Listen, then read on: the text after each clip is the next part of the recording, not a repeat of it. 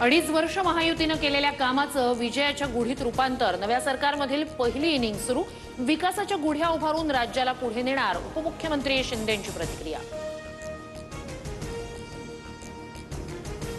लाडकी बहीण योजना जाहीर केली तेव्हा राज्याच्या तिजोरीवर 43,000 कोटींचा भार आला.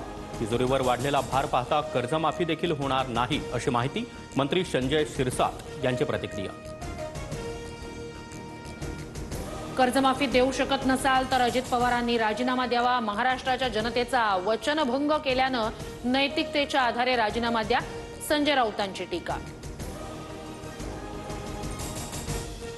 राजस्थानचे राज्यपाल हरिभाऊ बागडे अपघातातून थोडक्यात बचावले. बागडेंच्या हेलिकॉप्टरमध्ये तांत्रिक बिघाड. धूर निघाल्यानं हेलिकॉप्टर पुन्हा एकदा खाली उतरवलं. कोल्हापूर जिल्हा सत्र न्यायालयाकडून प्रशांत कोरटकरला न्यायालयीन कोठडी. कोरटकरच्या जामिनासाठी अर्जावर 1 एप्रिलला सुनावणी. कोरटकरच्या रोल्स रॉयसमुळे मोठा घोटाळा उघडकीस येण्याची शक्यता.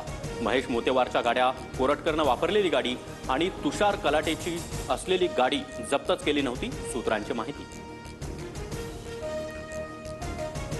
कुणाल कामरा विरोधातील 3 गुन्हे मुंबई पोलिसांकडे वर्ग. उपमुख्यमंत्री शिंदे